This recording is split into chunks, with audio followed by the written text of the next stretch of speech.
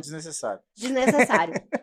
Todo dia, 2 colegas iam correr comigo. Quando não era lá, era no Ciro. Todo dia.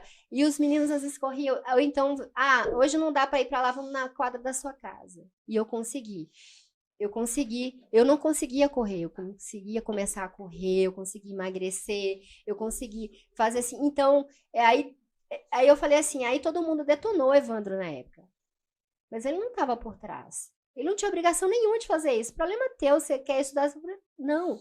E ele não só falou, ele não chegou ali no público, ele chegou para mim antes. Ele falou comigo. E não só falou comigo, como foi lá e falou, eu vou te ajudar. Outra coisa que ninguém sabe, quando eu passei em 2014 que eu não tinha, e aí, como é que tá seu treino? Ele foi lá e pagou colega para me ajudar no meu treino. Eu não passei no teste físico, eu não fiz a média.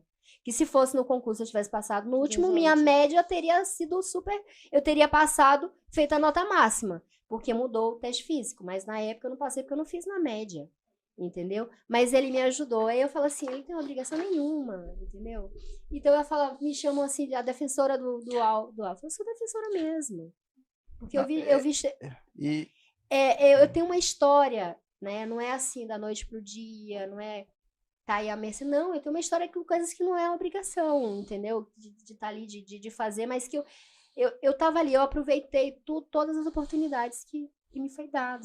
As novidades da nossa nova assinatura básica 2.0 ainda não acabaram. Agora você conta também com planos de estudo, simulados por disciplina, questões por banco e redação 2.0. Toda semana nós vamos ofertar um professor de redação e um docente especialista no tema aplicado. Essa é a nossa assinatura 2.0.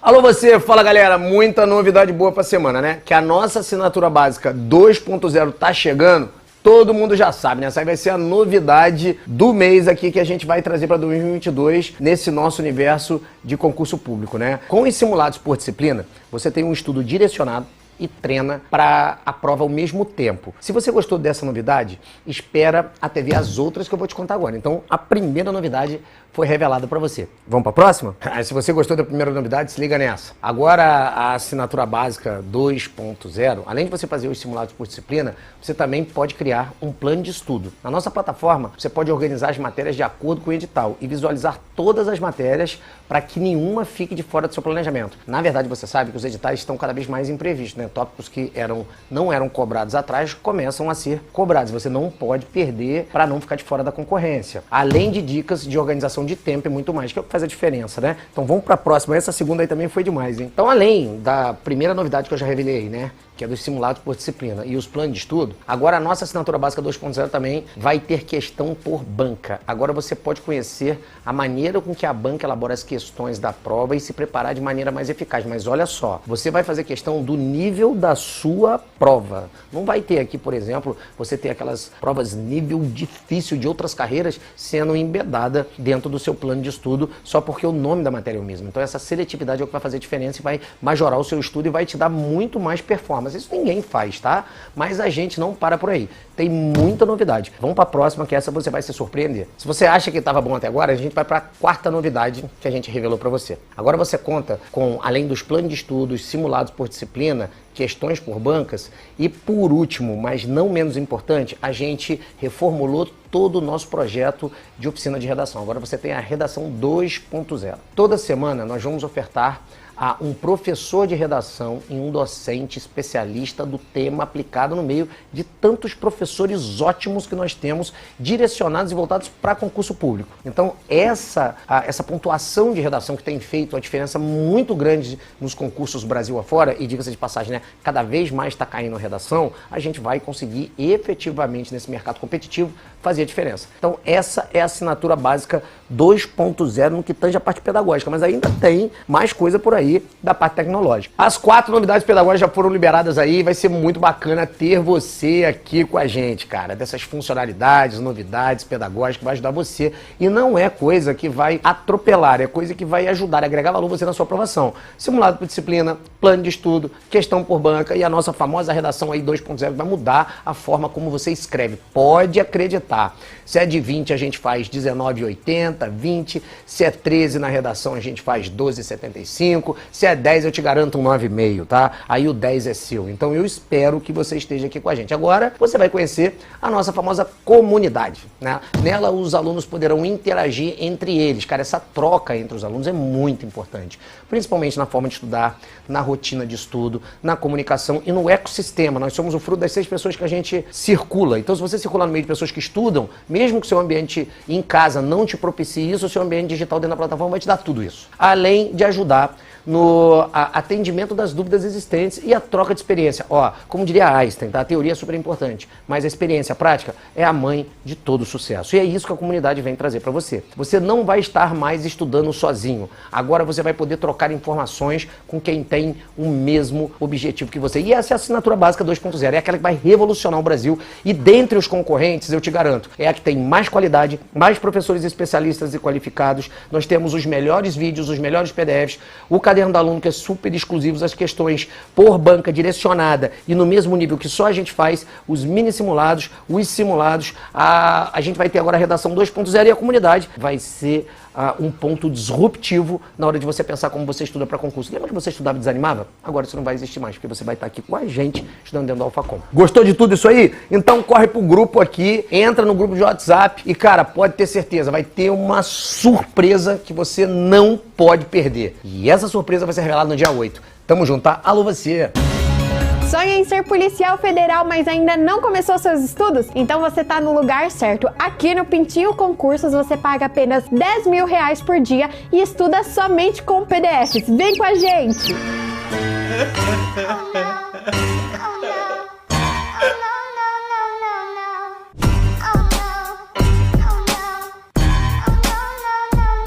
Além dos simulados por disciplina e planos de estudos, agora a nossa assinatura básica 2.0 também vai ter questões por banca. Agora você pode conhecer a maneira com que a banca elabora as questões de prova e se preparar de maneira mais eficaz. Essa é a assinatura 2.0.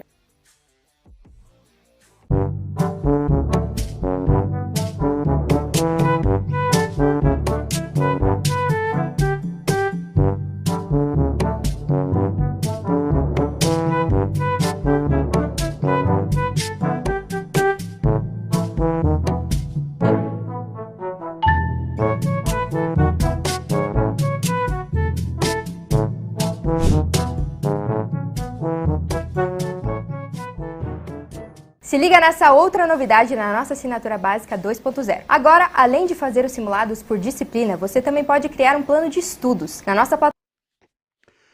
Salve, salve! E aí? Boa tarde a todos e todas aí, tudo certo? Como é que anda a vida? Beleza? Maravilha! Bom, esse que vos fala é o professor Gustavo.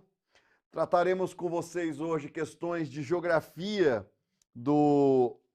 Na verdade, é uma mistura aqui entre ESE e SPSEC, né?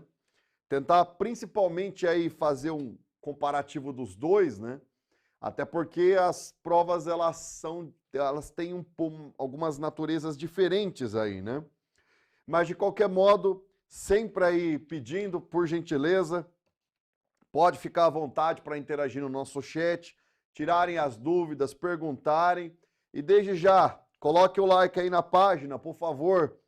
Faça aí o compartilhamento, beleza?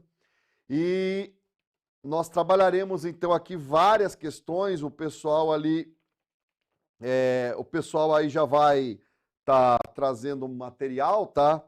E assim, eu separei 50 questões, né? Temos aí um tempo disponível, mas eu vou praticamente aí dividir metade, ou um pouco menos do que isso, porque, no geral, se você fizer um parâmetro entre as duas provas, a prova do SPSEX, ela tem uma natureza, né?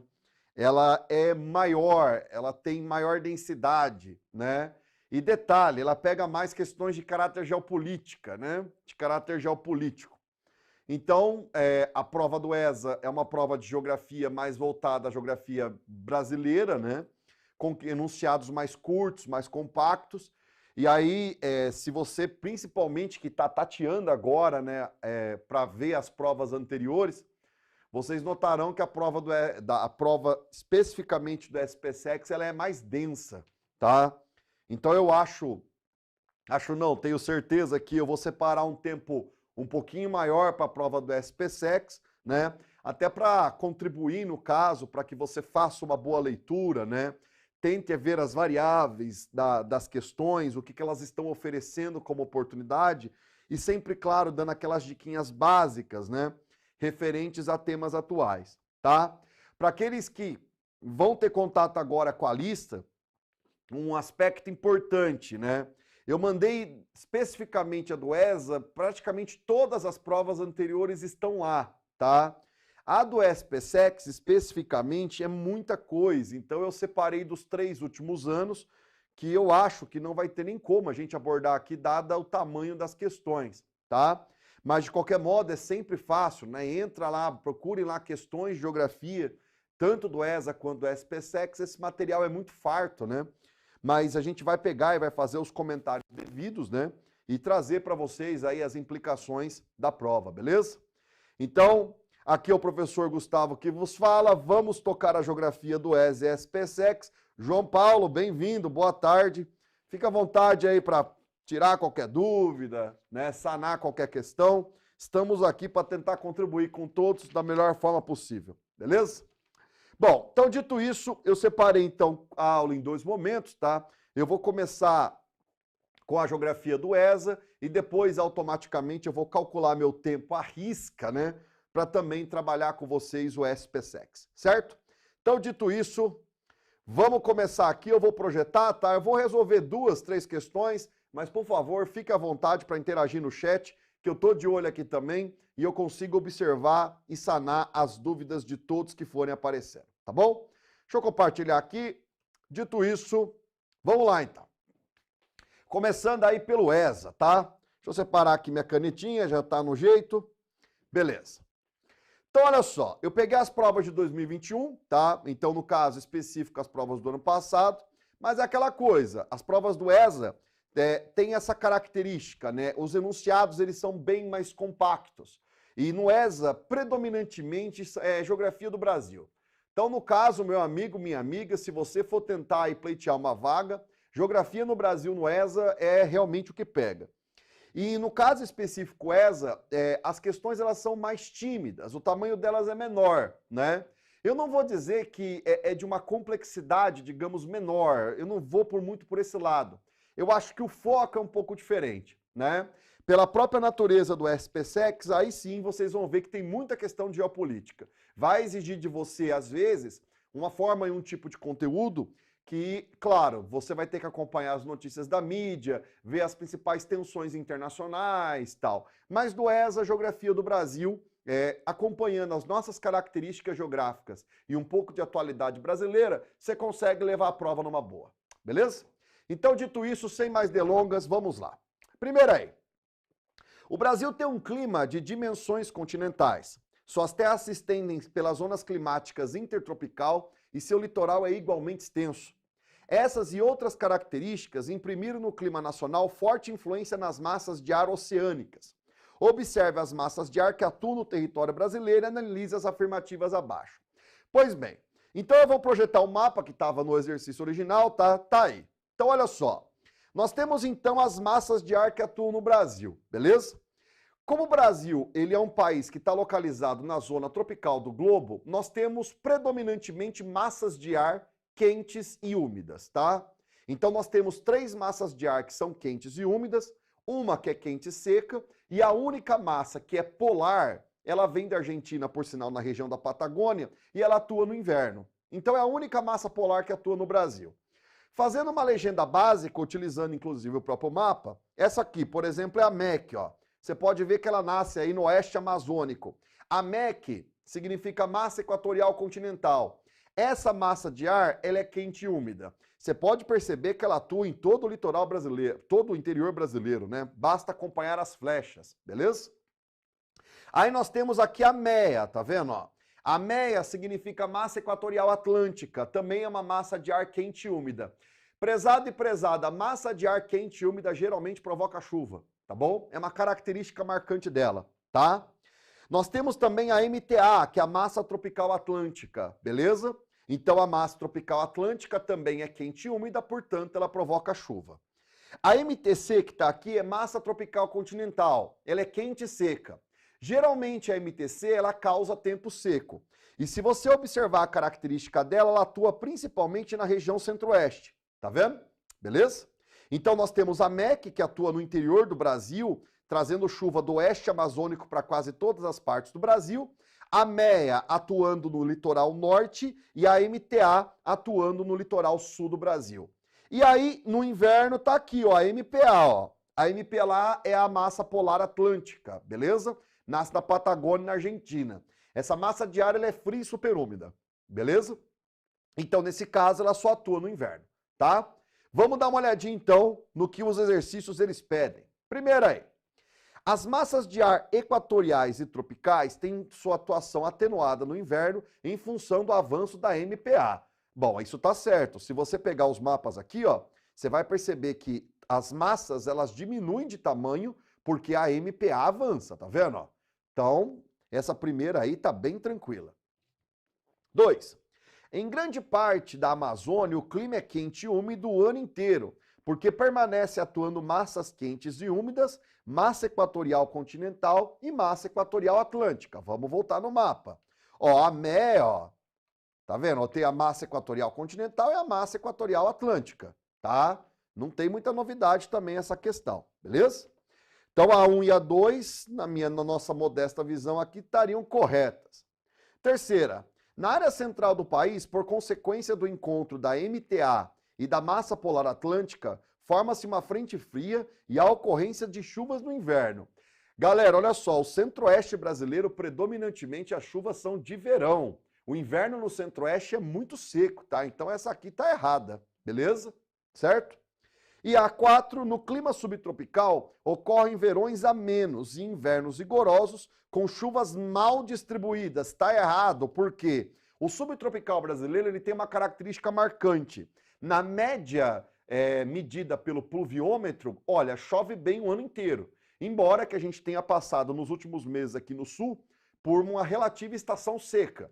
Mas, de modo geral, a característica do clima subtropical é justamente que ele chove bem o ano inteiro. Então, eu não posso afirmar que as chuvas são mal distribuídas ao longo do ano.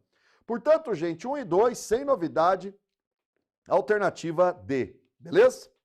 Vamos para a segunda, então, aí. 2. O Sistema Nacional de Unidades de Conservação foi criado pela Lei 9.985, de 18 de julho de 2000, e tem como um dos objetivos proteger os recursos naturais necessários à subsistência de populações tradicionais, respeitando e valorizando seu conhecimento, sua cultura, promovendo-a socialmente e economicamente, sendo denominada unidades de proteção integral e unidades de uso sustentável, conforme a restrição do uso. Entende-se por unidades de conservação de uso sustentável as parques nacionais. Olha, Parque Nacional até poderia entrar nesse recorte, mas Parque Nacional tem uma outra definição, tá? Aqui ele está pedindo especificamente um local no qual você tem o uso desse ambiente para conservação. E não tem muita novidade, gente, seriam aí estações ecológicas, tá? Então essa aí, sem delongas, estações ecológicas, certo? Terceira, no Brasil, em relação à dinâmica recente e às características do agronegócio praticado no Brasil, a única afirmação que condiz com a realidade é: a produção de frango nunca teve uma participação expressiva no cenário brasileiro. Pelo amor de Deus, gente, o Brasil é um grande produtor mundial de carne de frango, tá? Inclusive, a gente promove o abate de frango de um tipo de frango específico que é em corte halal, muito admirado ali no Oriente Médio, e só a gente consegue fazer isso, tá? Então, essa alternativa é totalmente incoerente, tá bom? B. Entre 1996 e 2006, o aumento das áreas destinadas às pastagens superou o aumento das áreas destinadas às lavouras.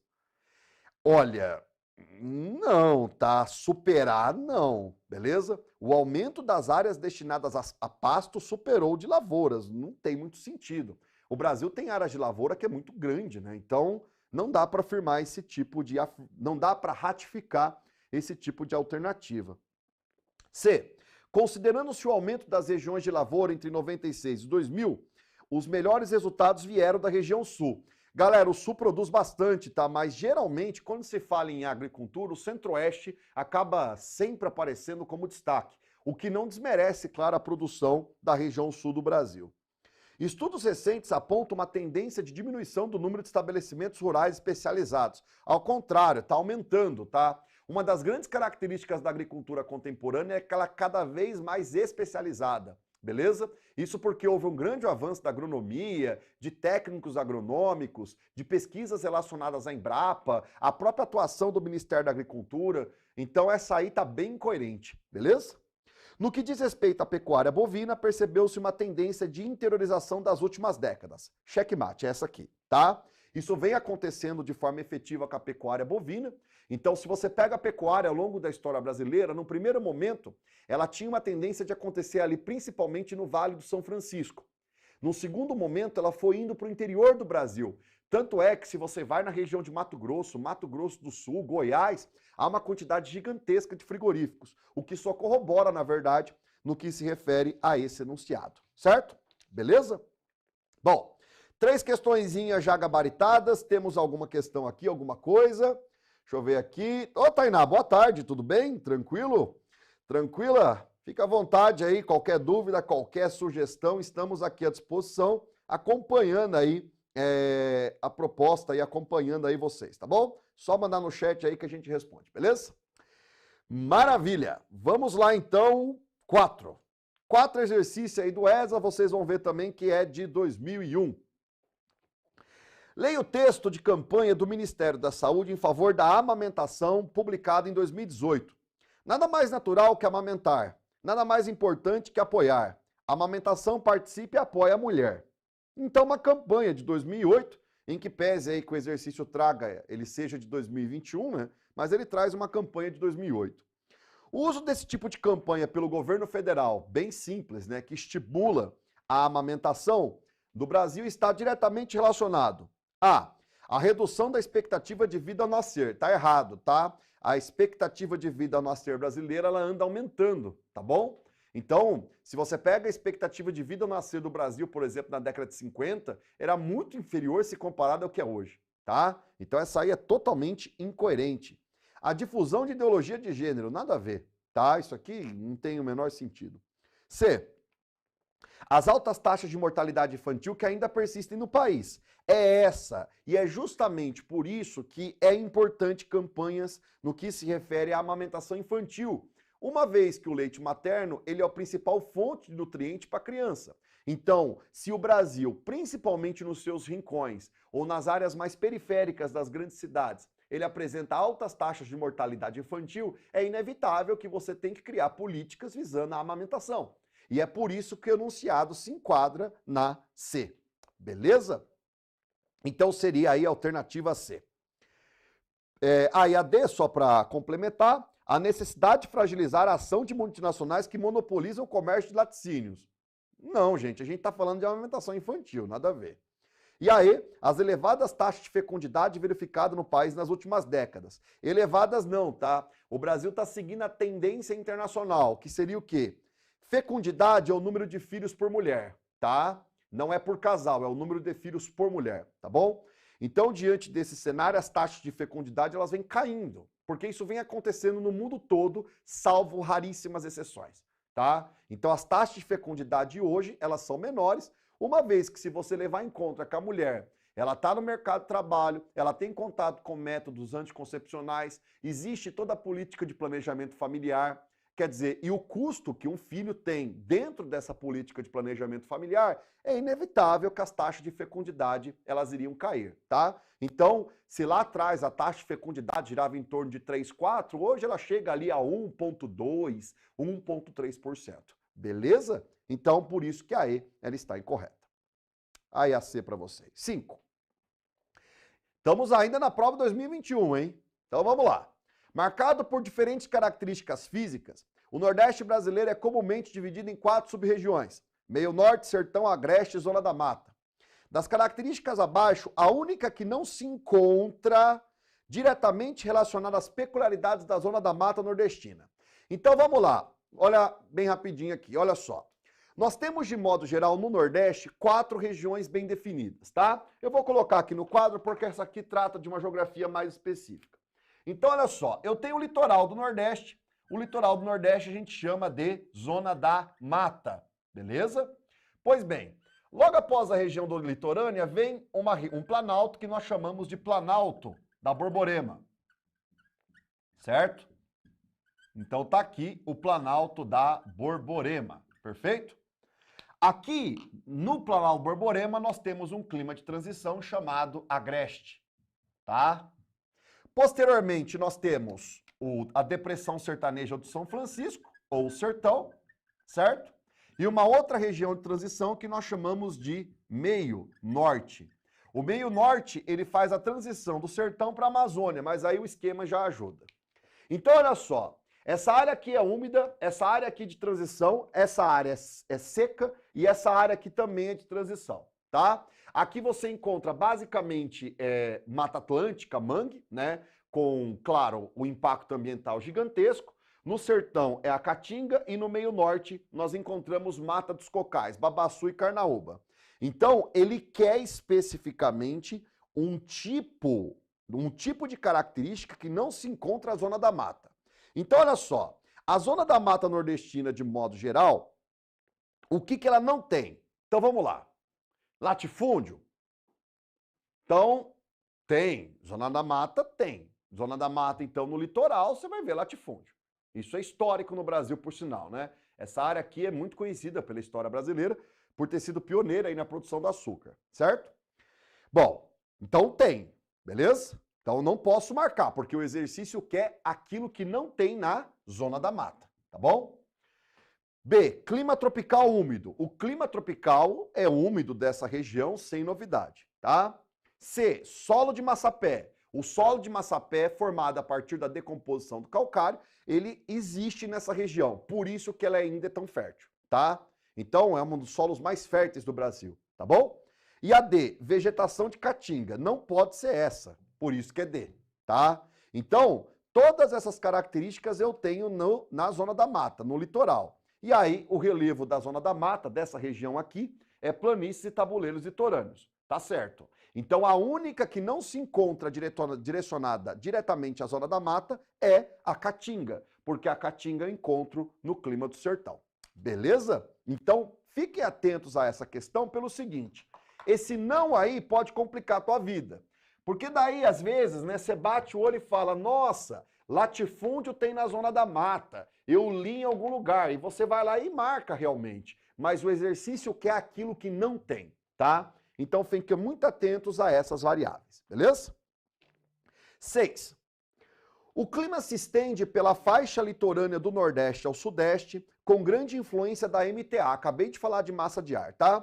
Apresentando alta pluviosidade e elevadas médias térmicas. Para quem não sabe, alta pluviosidade são elevados índices de chuva, e médias térmicas você pode encará-las como sendo temperatura. Bom, ele quer o clima do litoral. Clima do litoral, que é quente e que tem alta carga de chuva. Galera, sem novidade, o clima é B, é o litoral úmido, tá? O equatorial é da região amazônica, beleza? O tropical de altitude ele é da região sudeste e também pega ali um pouquinho de porções do centro-oeste e uma parte do nordeste.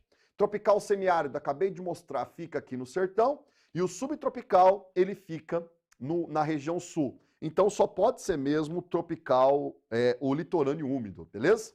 O litoral brasileiro realmente é bastante chuvoso. 7.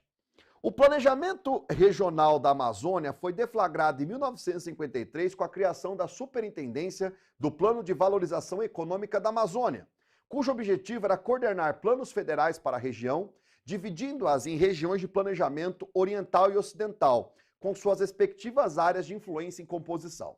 Então vamos lá. A Amazônia, de modo geral, ela sofreu ao longo, principalmente ali existia no imaginário histórico brasileiro, né, a ideia de que a região da Amazônia precisava ser povoada. Então, no caso, houve o início de arco de povoamento da Amazônia.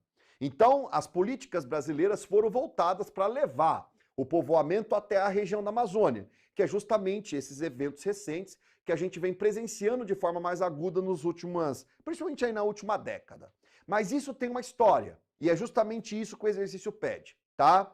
Então, o que acontece? Em 53 específico, o comando do exercício, ele afirma que para ocupar melhor a região, ela foi dividida em oriental e ocidental, perfeito? Bom, aí a coisa complica um pouco, porque oriental e ocidental sem um mapa fica meio ingrato. A forma que você poderia resolver essa questão é simplesmente utilizando a boa e velha rosa dos ventos, tá? Que a gente geralmente aprende em geografia, tá bom? Então eu tenho norte, sul, oeste, leste, tá? Qual que é a regra? É clara? A regra é, a leste, eu estou indo especificamente ao ocidente.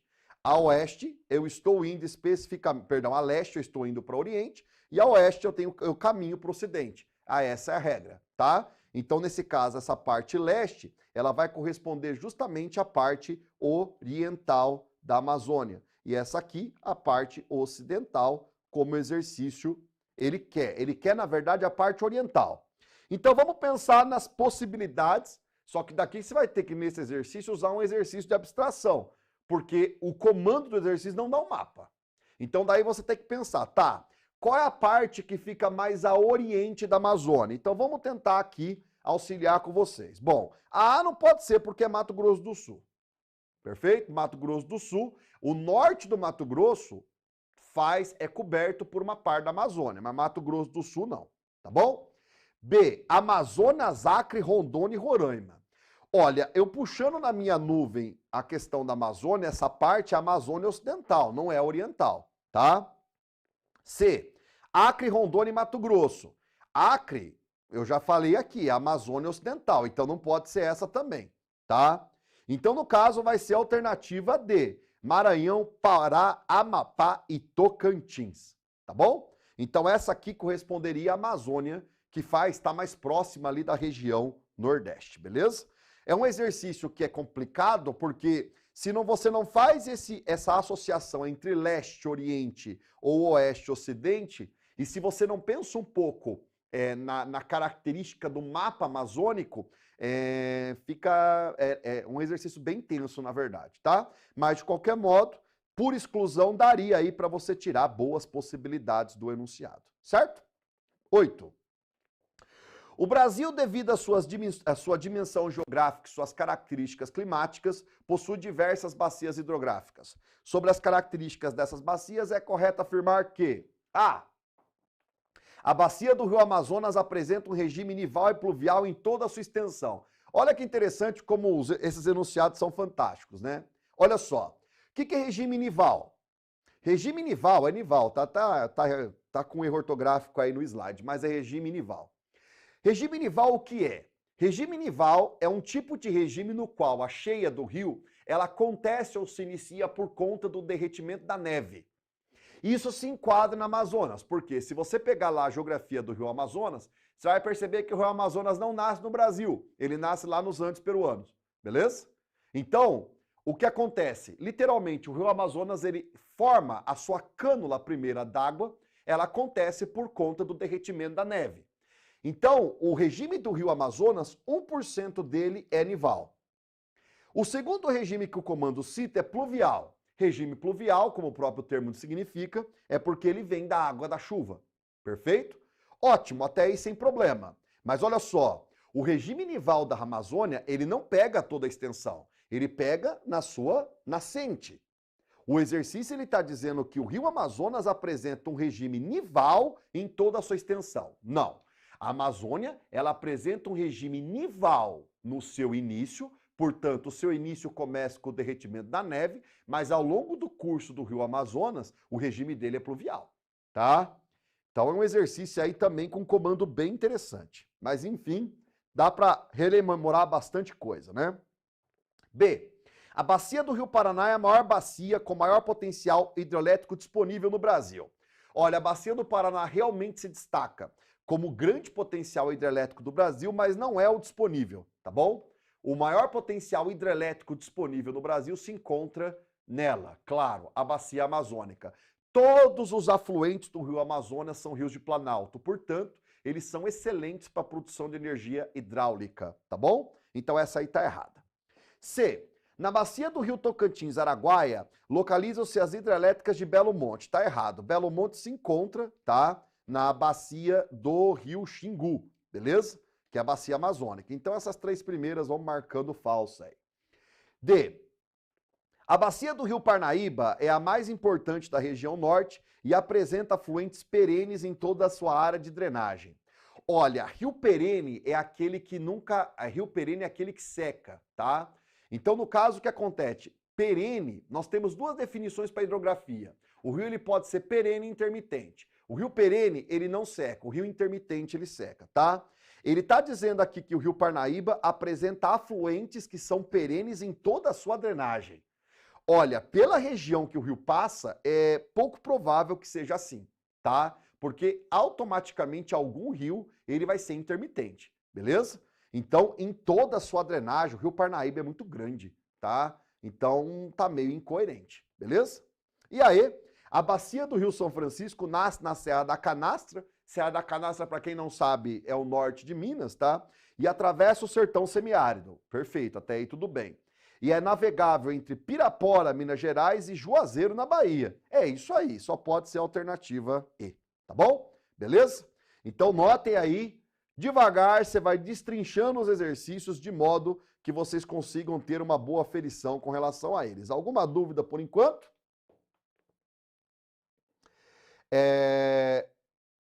O Lucas já disse aí, né? 24, né? É isso aí, Lítalo, tá? Então, assim, é interessante o recorte que ela faz, né? Tá? É bem curioso, né? Mas vocês podem perceber que eu já estou na prova de 2020 e só tem questão de geografia do Brasil. Daqui a pouco eu vou para o SPSEX. Aí vocês vão observar que o SPSEX predominantemente é geopolítica, tá? Então, é por isso que eu sempre digo, quer dizer, fique informado, procura ler os assuntos. Quando tiver aqui amarrado um pouco as questões, inclusive eu posso dar dica de bons locais de referência nos quais vocês podem ter acesso a esses assuntos de modo geral. Mas ESA, gente, o ESA predominantemente é a geografia do Brasil, tá? É predominantemente, beleza? Bom, pode continuar perguntando aí, fique à vontade. Vamos pro próximo aí. 9. É uma faixa de transição que se constitui de unidade paisagística nas quais mesclam da região norte e nordeste, respectivamente. Então ele está dizendo assim, é uma área de transição na qual você tem uma parte da região nordeste e uma parte da região norte. Se é transição, e isso eu poderia fazer o esquema de novo, mas eu gabaritei um exercício similar a esse, só pode ser a Mata dos Cocais. A Mata dos Cocais, ela é de transição. Lembrando de Mata dos Cocais, eu tenho o babaçu e eu tenho a carnaúba. O babaçu é utilizado para fazer óleo e a carnaúba é utilizado para fazer cera de carro, tá? Cera de carnaúba, por sinal, faz milagre em qualquer tintura. 10. Nas últimas décadas, o Brasil vem passando por significativas mudanças estruturais em sua composição demográfica. Sobre o assunto, assinale a alternativa correta. Então, notem, já é uma questão aí de de demografia. A. O envelhecimento da população brasileira se mantém em níveis baixíssimos. Ô, louco! A população brasileira está aumentando a sua expectativa de vida. Hoje, já é bem comum a gente trabalhar com essa categoria de idosos que são super idosos. Então, não tem sentido, tá? Níveis baixíssimos, não, tá? B. A taxa de fecundidade, que indica o número de nascidos vivos, tem apresentado expressivo aumento nesse século. Ao contrário, como eu disse em outro exercício, a taxa de fecundidade brasileira ela está diminuindo, porque a mulher, associada à questão do planejamento familiar, vem optando em ter menos filhos, tá bom? C. O Brasil permanece como um país cuja maior parte da população vive no campo, e onde a taxa de natalidade é muito baixa. Gente, a população urbana predominantemente hoje é urbana, tá? E a nossa natalidade, apesar de ser baixa, né? Mas não tem nada a ver. A população brasileira, mais de 80% da população hoje vive na cidade, beleza? D. Os avanços da medicina ainda não foram suficientes para reduzir a taxa de mortalidade ao longo dos anos. Gente, pelo amor de Deus, né? Olha como a medicina avançou nos últimos 100 anos, beleza? Então, nesse caso, totalmente coerente, podemos seguir. E aí, paralelamente à redução da natalidade, a esperança de vida ao nascer tem aumentado no Brasil. Que se você observar a forma que eu gabaritei as 4 primeiras, claro, essa aqui vai estar correta, beleza? Então, a alternativa correta E. Perfeito? 11. Em 1980, deu-se o estouro da corrida do ouro em Serra Pelada, localizada no estado do... Galera, sem novidade, porque não dá para ficar fazendo exclusão nessa, né? Ou você sabe onde é a Serra Pelada ou não sabe, tá? A Serra Pelada fica no estado do Pará, tá bom? Beleza? E realmente, na década de 80 foi um estouro no que se refere à questão de Serra Pelada. Usando a estrutura desse exercício, ele é bem pertinente, ó. Para quem for prestar SPSEX, não vai ter um exercício desse tamanhozinho assim. Isso eu garanto a vocês, tá? Você pode pegar as provas anteriores, você vai observar que os exercícios são muito maiores, tá bom? Então, exige, sim, um pouco mais de cuidado com relação à leitura das questões. Agora, esse tipo de enunciado é enunciado direto. Se você nunca leu, ou se você nunca teve contato com a ideia do ouro de Serra Pelada, fica realmente bem difícil responder esse tipo de questão, tá bom? Mas, de qualquer modo, a alternativa C. 12. Em relação à produção de petróleo no Brasil, é correto afirmar que... Vamos lá, então. Petróleo. Assunto importantíssimo. Ocorre em escudos cristalinos? Não. Petróleo, ele é tirado de bacia sedimentar, geralmente em áreas ou oceânicas ou em áreas que um dia foram oceano, beleza? Um percentual muito expressivo das reservas encontra-se em áreas marítimas. Dando spoiler, eu acabei de dar a resposta, tá bom? O Brasil tira uma grande quantidade de petróleo em área marítima, tá? Só completando, as maiores jazidas ficam nas regiões metropolitanas. Não, né, gente? As maiores jazidas ficam em áreas marítimas, não tem sentido nenhum, tá bom? D. A produção em terra firme supera a produção offshore. Não, ao contrário, nada a ver. E a Amazônia brasileira é a maior área produtora. Não, a maior área produtora do Brasil hoje é o Rio de Janeiro, que vocês podem encontrar em alguns enunciados como sendo o Oriente Médio brasileiro. Fechado? 13. A partir da década de 1990, intensificou-se no Brasil o processo de desconcentração industrial, ou seja, muitas indústrias deixaram áreas tradicionais e instalaram unidades fabris em novos espaços na busca de vantagens econômicas com menores custos de produção. Um dos fatos responsáveis pelo processo de dispersão espacial da indústria no Brasil é, olha só, dá uma olhadinha aqui, é o seguinte. Se a gente pensar na questão industrial brasileira, acontece um ponto bem interessante. O Brasil, ele teve um impulso fenomenal por conta da indústria, por conta da atividade cafeeira, né? E por conta do processo de substituição das importações que ocorreram, por sinal, nas 2 guerras mundiais. Então, o que acontece? Se você pegar historicamente, o estado de São Paulo é efetivamente o estado que possui o maior parque industrial brasileiro. Entretanto, a depender de onde você está assistindo essa aula, você vai ver um parque industrial ali na capital na qual você mora, tá? Então, por exemplo, nós estamos aqui em Cascavel, no Paraná, e Curitiba é um polo automobilístico importante. Mas por que vem acontecendo isso, né? Então, quer dizer, as indústrias, elas estão saindo de São Paulo e estão indo para outras regiões do Brasil. Por quê? É isso que o exercício quer. Então, vamos lá de novo. Predomínio de mão de obra qualificada no interior do território. Falsa, tá? Olha, não é que no interior do território brasileiro falta mão de obra qualificada. É o inverso, tá? A mão de obra qualificada brasileira geralmente fica nas grandes cidades. E aí, as grandes cidades brasileiras, pela característica do nosso povoamento, elas ficam no litoral, tá bom? Esgotamento das atividades tecnológicas nas áreas industriais tradicionais. Olha, isso aqui veio acontecendo em alguns países, como por exemplo, tipo Estados Unidos, mas não é o caso brasileiro, tá? Não tem absolutamente nada a ver. C, crescimento das cidades médias. Olha, assim, não, tá? Não é porque a cidade cresceu que a indústria vai lá, geralmente é o inverso, tá? A indústria ela se instala e automaticamente a malha urbana ela vai crescendo. Dispersão demográfica do país. Gente, não é porque as pessoas estão indo para o interior que a indústria também vai. Isso aí não tem nada a ver. O que a indústria ela quer? Qualquer atividade econômica, qualquer uma, ela vai querer o quê? Ela vai querer produzir mais com menos custo. Então, nesse caso, só pode ser a alternativa A E, a guerra fiscal entre estados e municípios. Gustavo, o que é guerra fiscal? Vem aqui que é um termo economês, eu te explico rapidinho. É assim.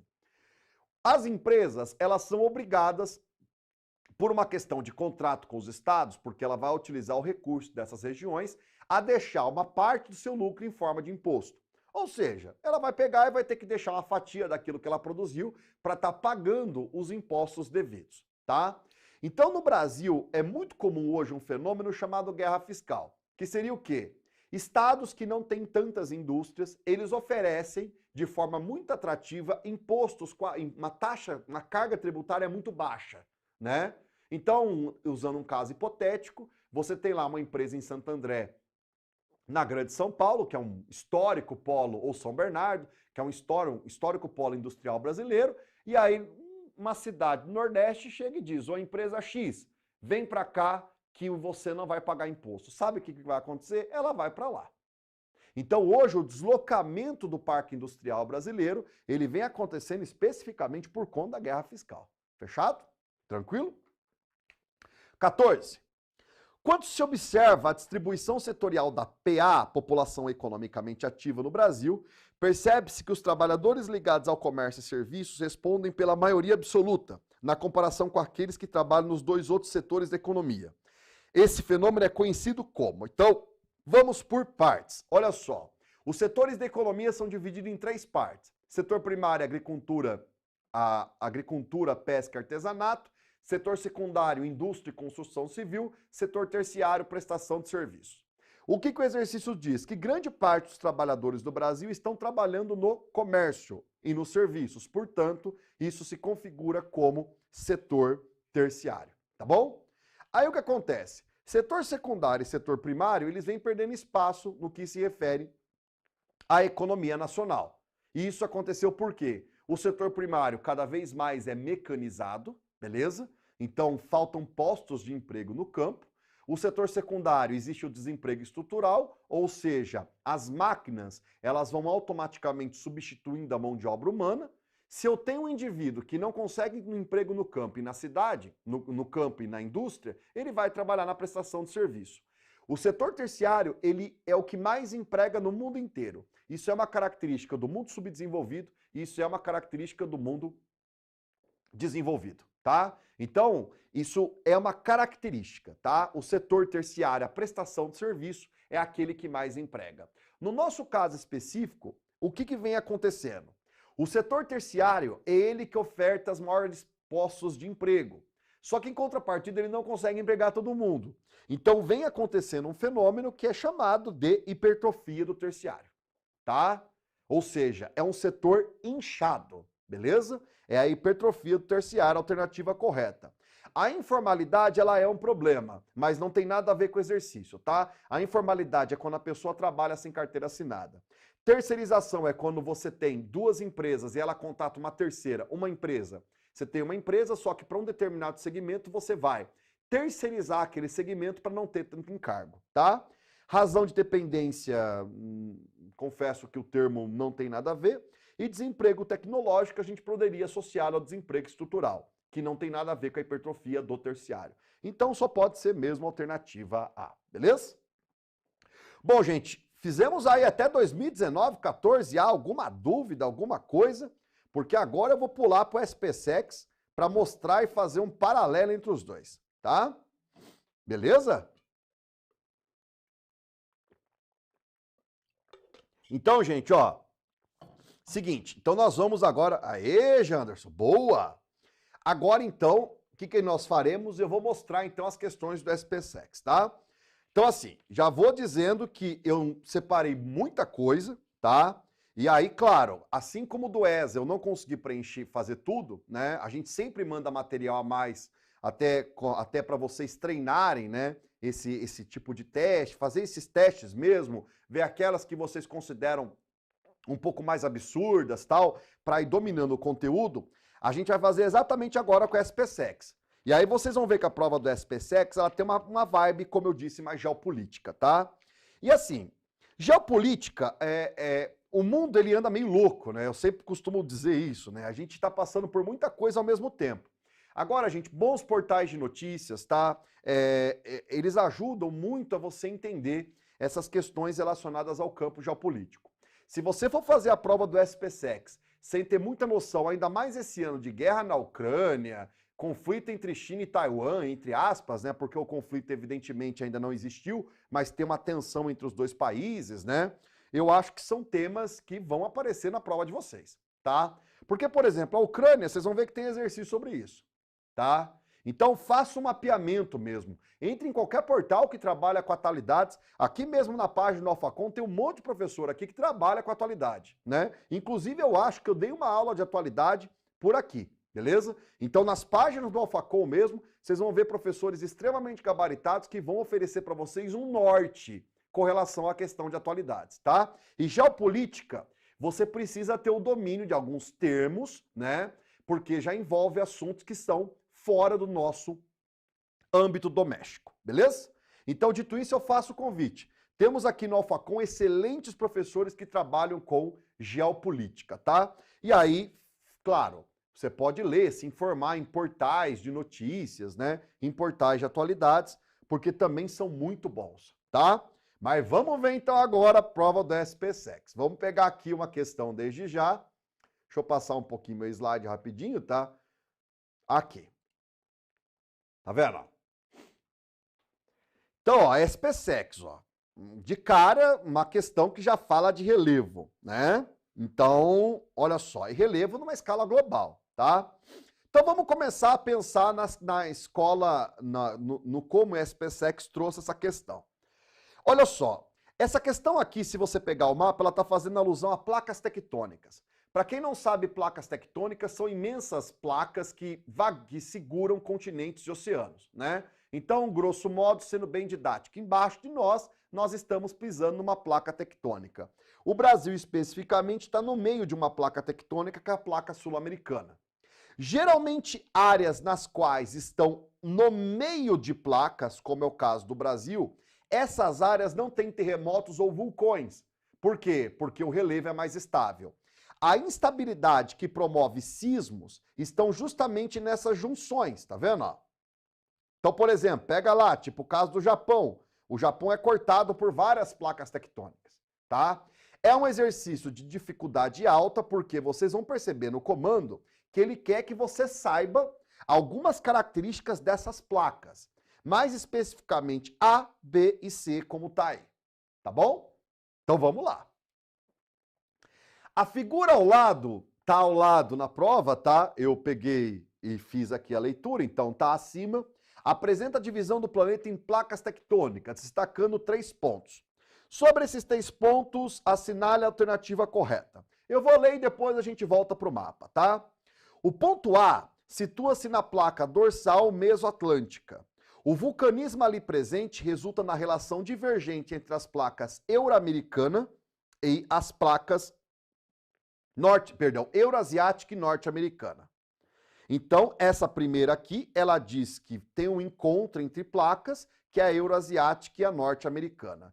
Eu vou marcar como correto e a gente já vê aqui o ponto A, ó. É exatamente isso. Tá vendo, ó? Vai ter que fazer a leitura do mapa, não tem o que fazer, tá? B. O ponto 2, perdão. O ponto B situa-se em uma área de grande movimento orogenético.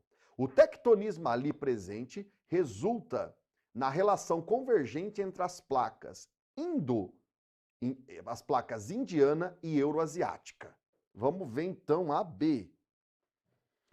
Ó, gente, essa aqui, ela tem algumas características interessantes, né? Porque se a gente observar de modo geral, a estrutura dela, realmente, se você pegar o ponto B, deixa eu apagar aqui, ó a Índia aqui, ó. Vendo? Tá? Então, aqui tem convergência de placa. É aqui especificamente onde vai passar o Himalaia, tá? Beleza? Então, por enquanto, a 1 e 2 estão coerentes. Então, vocês vão perceber que nas provas do SPSEC sempre tem esses tipos de comandinho, né? Então, no caso, eu já estou considerando a 2 como correta, a gente já pode descartar a B e C, tá? E por turno, vocês sabem que é a D. Mas por que que não é a C está incorreta, tá? Olha só. O ponto C representa a região do vulcão Krakatoa. Olha onde vai o SPSEC. Situado numa área de expansão de assoalho oceânico, resultado da relação divergente entre as placas indiana e do Pacífico. Vamos lá.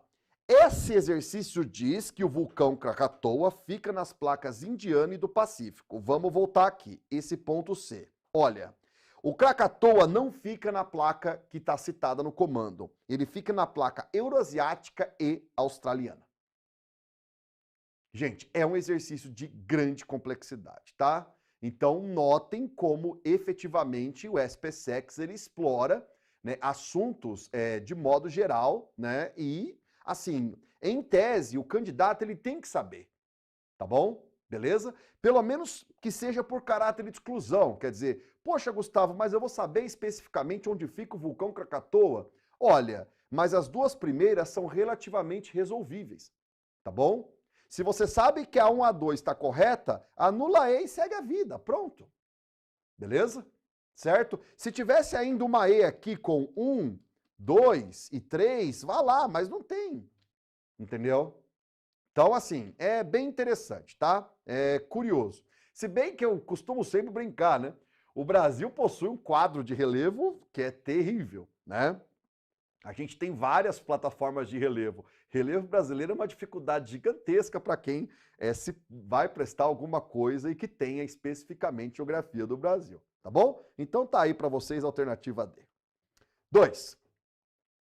Noticiou-se recentemente o aumento das hostilidades entre a Ucrânia e Rússia, 7 anos após a ocupação da Crimeia pelas tropas de Moscou. Lembrando, essa prova de 2021, 7 anos atrás, então vai estar pegando ali quando a Rússia invadiu a Crimeia. Sobre as principais razões que explicam as tensões envolvendo esses dois países, é correto afirmar que a porção leste da Ucrânia é constituída por uma maioria de russos étnicos que desejam manter laços com a Federação Russa e são apoiados pelo governo russo. Vem aqui, deixa eu fazer um esqueminha bem simples para vocês guardarem, tá? Eu não sou muito bom para fazer mapa, mão livre, mas aqui está a Ucrânia, beleza? A Ucrânia, como vocês bem sabem, faz fronteira com a Rússia. Tá todo mundo acompanhando isso aí, certo? E aqui tá, no caso, de forma bem humilde, pelo amor de Deus, tá? Aqui tá a Crimeia. Bom, a Crimeia, vocês sabem, ela foi anexada pela Rússia, beleza? O que você vê na Ucrânia? Na Ucrânia, o quadro é muito simples. Quanto mais próximo à fronteira da Rússia, portanto, mais a leste, mais a população é pró-Rússia. É o que está acontecendo esse ano, especificamente na região de Donbas. Beleza? É que esse exercício é de 2021, tá bom? Beleza? Então, essa área aqui, ela é pró-russa, tá? E assim, o conflito ele ainda continua, lamentável, porque a coisa já estava complicada por conta da Covid, mas, de qualquer modo, essa população aqui ela é pró-Rússia. Ela não quer pertencer mais à Ucrânia, tá? Quanto mais a Oriente, quanto mais a ocidente da Ucrânia você vem, a população ela é mais ucraniana e menos pró-Rússia. É o caso, por exemplo, de Kiev, que é a capital, tá? Então, a Ucrânia literalmente é fatiada numa população que é pró-Rússia ou contra a Rússia, beleza? Quanto mais próximo da Europa, menos pró-Rússia é, tá? Então essa aí tá bonitinho, o enunciado tá correta, tá bom? 2. A Península da Crimeia é altamente estratégica, pois ali se encontra uma base naval russa de Tartus, que abriga a frota do mar Mediterrâneo. Então, olha, a Península da Crimeia, de fato, ela é uma área estratégica. Com relação a isso, ninguém nega o foco dela, tá? Mas aí, no caso, essa frota do mar Mediterrâneo, que igual ele cita, a Rússia ela tem totais condições de ter outros locais, tá? Então, assim, é um enunciado um pouquinho mais complicado, mas em contrapartida vocês vão perceber que tem outras variáveis, tá? A Ucrânia, por ser considerada uma nova fronteira entre o leste e o oeste, uma reiminência da Guerra Fria, que coloca em campos opostos a antiga União Soviética e os Estados Unidos. Não tem muito o que fazer, né? Porque eu acabei de dar a resposta. Seria essa aqui, a 1 e 3, tá? Portanto, alternativa A, tá bom? Então, assim, é interessante no caso, porque quer queira, quer não, tipo, o que a gente está presenciando na Ucrânia, ele é um legado da Guerra Fria. Então, você tem uma parte da Ucrânia que tem influência do Ocidente e a outra parte da Ucrânia que tem influência do Oriente. Isso aí, Ocidente e Oriente, é Guerra Fria, tá? Então, seria a alternativa A. A título de curiosidade, a 4, a crise ucraniana teve como estopim a assinatura de um tratado de adesão do país à União Europeia e à OTAN. Em 2013, gente, a Ucrânia não entrou na OTAN, tá? Na verdade, quando então o candidato à presidência da República, Vladimir Zelensky, se lançou como possibilidade, ele dizia sim que queria a adesão da Ucrânia à OTAN. Só que a OTAN, a Organização do Tratado do Atlântico Norte, ela era um braço militar criado pelos Estados Unidos que reunia os seus parceiros durante a Guerra Fria para combater a União Soviética. E existe uma regra de ouro, entre aspas, na OTAN que é bem simples. Se um país ele é invadido da OTAN, automaticamente se decreta guerra a todos os outros. Beleza? Por que o Putin invadiu a Ucrânia? Porque o Putin não quer que o Zelensky assine o acordo da OTAN. Tá? É isso. Tá? Se efetivamente tivesse o que o enunciado está indicando, lembrando que a prova é de 2021, tá? Mas se esse enunciado tivesse virado crível, portanto, se a Ucrânia tivesse entrado na OTAN, eu garanto para vocês que a nossa situação geopolítica estaria muito pior. Porque seria um conflito da OTAN contra a Rússia. Beleza? Então, ainda bem que essa está incorreta. Tá bom? Porque olha o rolo que já está dando, né? E, infelizmente, a situação da Ucrânia não é muito fácil, tá? O acordo fica muito difícil, muito complicado saber quando aquilo vai acabar. Eu acho que, assim, baseado naquilo que a gente aprende na história, na geografia e tal, a Ucrânia ela vai ser obrigada a ceder a parte de Donbas à Rússia, que não vai ser fácil para a Ucrânia, levando-se em conta que a área em si ela é muito industrializada, mas não tem o que fazer, beleza? É uma região realmente bem complicada. E outros, habitantes de Donbás não querem pertencer à Ucrânia, entendeu? Agora, terra é poder, né? É como se fosse literalmente um tabuleiro de xadrez, né? Mas enfim, belo exercício, né? Os exercícios, gente, do SPSEC são uma delícia de resolver. Eles trabalham bem com as diferentes possibilidades, tal, são bem elaborados, então em que pese a dificuldade da prova, realmente os exercícios eles são muito agradáveis para quem, claro, gosta do tema, beleza? Terceira aí, o Cáucaso, por sua localização estratégica, é uma região geopoliticamente conflituosa. No segundo semestre do ano passado, irrompeu mais um capítulo do conflito envolvendo dois países. Então você pode ver que o ESA ele é bem interessante. A prova é um pouquinho mais complicada? Pode até ser. Mas olha só, eles dão os comandos. Você tem que ficar em sintonia com o que está acontecendo na geopolítica global. Isso aqui com certeza foi noticiado e por isso que eles pegaram como base de exercício, entendeu? O exercício dá o comando no segundo semestre do ano passado. Isso aqui é atualidade, beleza? Irrompeu mais um capítulo do conflito dos dois países, Armênia e Azerbaijão, que disputam um enclave chamado Nagorno-Karabakh, tá? Por favor, quem conhece a Armênia e tal, me desculpe o sotaque, mas realmente eles são bem difícil, tá bom? Sobre essa região, considere as seguintes alternativas. Então vamos lá. O Cáucaso é uma cadeia montanhosa situada na porção sudoeste da Europa e ocupa uma posição estratégica, pois é rota de gasodutos e oleodutos que liga o Cáspio à Europa. Perfeito. Tá? Sempre tem questão econômica por trás, tá? Então não é só terra, é poder. O que pode ser passado, é uma ferrovia que pode ser construída, é um gasoduto que está lá. Então essa aí está correta, tá bom? Nagorno-Karabakh é um enclave armênio cristão situado no território do Azerbaijão, que é um país muçulmano. Bom, eu não vejo problema nessa alternativa, tá? Realmente é um enclave armênio, é uma área de resistência armênia, situado no território do Azerbaijão, que é um país muçulmano. Até aí eu não vejo problema no enunciado. Terceira, a Ossétia do Sul é uma região autônoma do Azerbaijão. Opa, pera lá, tá errado de cara, porque a Ossétia do Sul, ela é uma região autônoma da Geórgia, não do Azerbaijão, tá? Então tá incorreta. 4. A Abcásia é uma república muçulmana autônoma da Armênia. Ao contrário, a Abcásia é uma república muçulmana autônoma do Azerbaijão. Ou seja, essa está incorreta e essa está incorreta. Portanto, só pode ser 1 e 2. Beleza? Então, assim, é o que eu venho dizendo enquanto eu abro aqui rapidinho para ver se temos dúvidas. Gente, tem que conhecer atualidades, tá? Deixa eu ver aqui. Ô, Lucas, obrigado, Lucas. Muita gente só acompanhando aqui o que já estudei. Ô, então, Lucas, você pode aí socializar com os colegas e sabe como é tenso, né?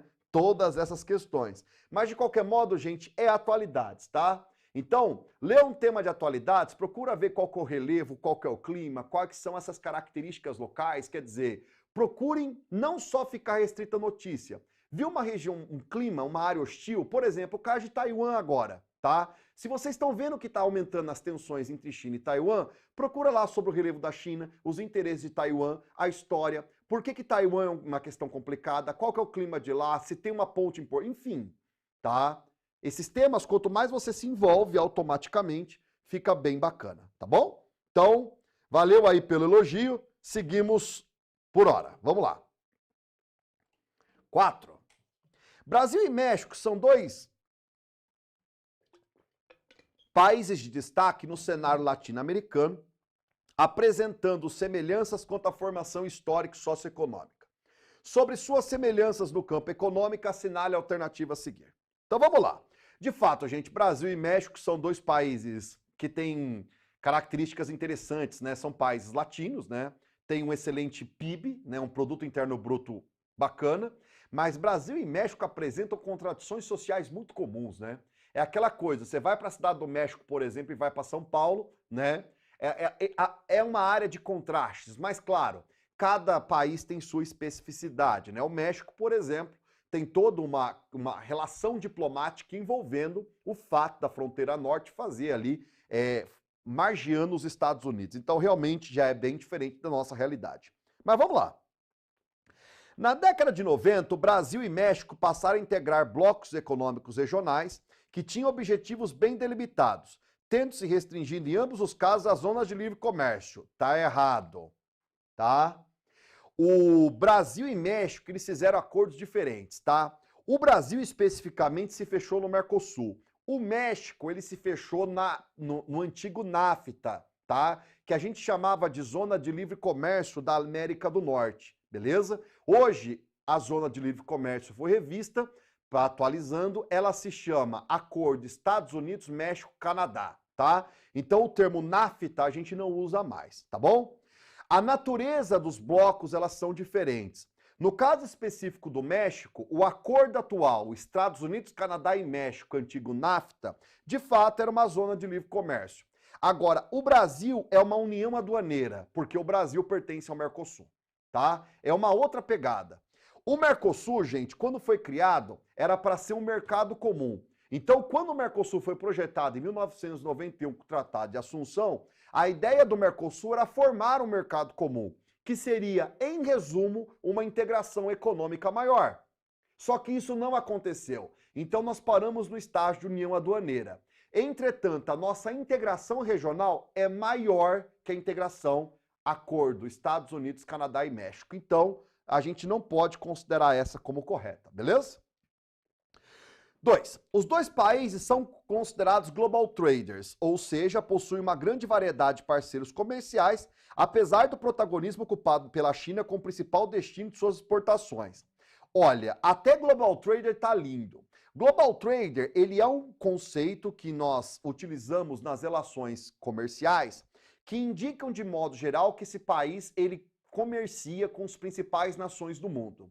De fato, Brasil e México são global traders. Entretanto, enquanto o Brasil, o principal destino dos seus produtos é a China, no caso específico do México, muito por conta do acordo Estados Unidos, Canadá e México, o principal destino dos produtos mexicanos é os Estados Unidos. Beleza? Então essa tá errada. Os Estados Unidos ocupam o terceiro lugar na atualidade, né, com relação às exportações brasileiras, tá? 3. Em ambos os países, o processo de industrialização pós-Segunda Guerra teve como base o tripé capital estatal, investimento nacional e investimento estrangeiro. Perfeito, tá? É bonitinha, essa aí bem redondinha, sem novidade. 4.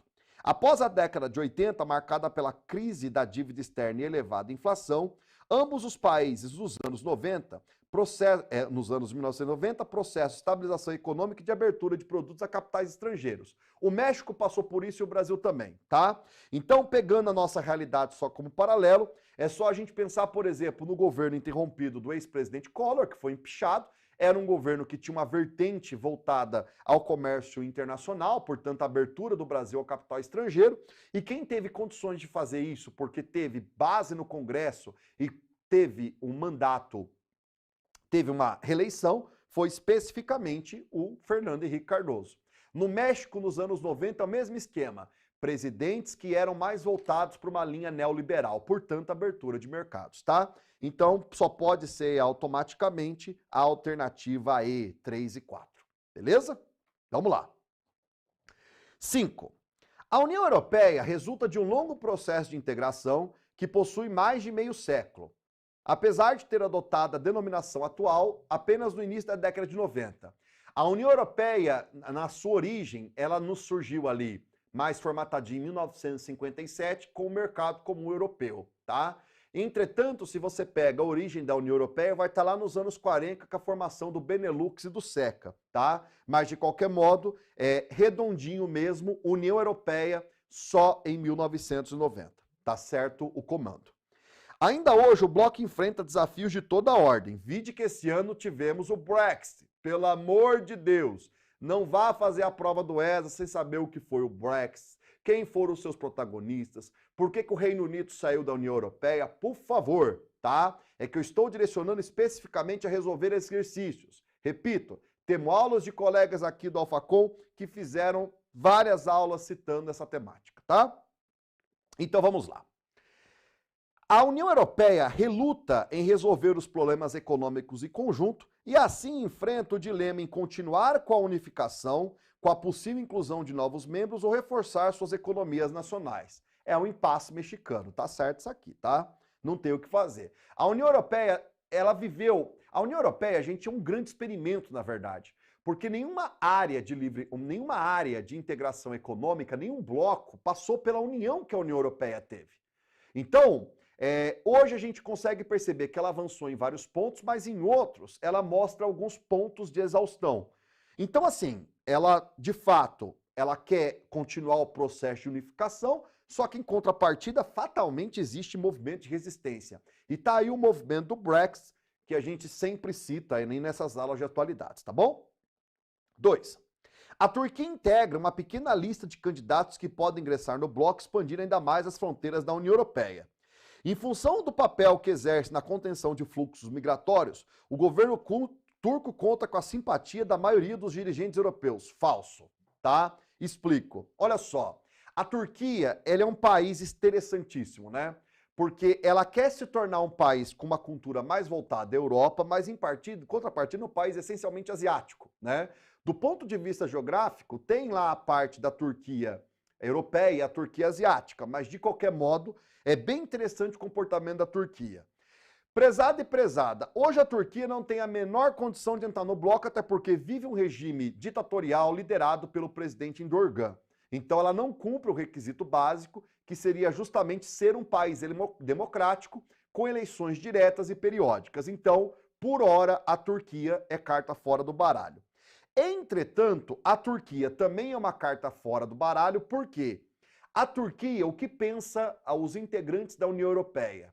Se a Turquia ela entra no bloco os turcos vão passar a ter o cidadão europeu, ou seja, um habitante turco, ele vai poder pegar o seu título de cidadão europeu e literalmente andar pelos 27 países que hoje formam a União Europeia, tá? Segundo a opinião de dirigentes europeus, o que acontece? Se caso a Turquia entrar, há um problema, há um impasse, porque, segundo a visão desses dirigentes, seria mais fácil a imigração de muçulmanos radicais, no caso, se a Turquia ela entrasse no bloco, tá bom? Então, por isso que essa questão está totalmente incoerente, pelo menos no enunciado 2. 3. Nas últimas décadas, um dos desafios políticos e sociais enfrentados pelos países que compõem o bloco diz respeito à pressão de imigrantes, vindo de países menos desenvolvidos, principalmente da África e da Ásia, ampliando a concorrência por empregos. Essa aqui tá redondinha, tá? É isso mesmo. E a 4, desde o início dos anos de 1990, a adesão ao bloco tem sido condicionada ao ingresso na OTAN. Não, gente, não é bem por aí, tá? Condição essa que permite hoje, excluindo o caso da Suíça, todos os integrantes da União Europeia fazerem parte da aliança militar. Não. Tanto é que tem país da União Europeia que, por conta da guerra da Ucrânia, está tentando entrar na OTAN agora. Então, não tem sentido nenhum, beleza? Só pode ser, então, a alternativa bola, beleza? 1 e 3. Vamos lá, 6ª. A chamada estratégia de ascensão pacífica adotada pela República Popular da China tem causado instabilidade na bacia do Pacífico, pois alguns países são diretamente afetados pelas pretensões chinesas. Sobre as implicações advindas dessa estratégia, considere as seguintes afirmações. Vamos lá, então. A.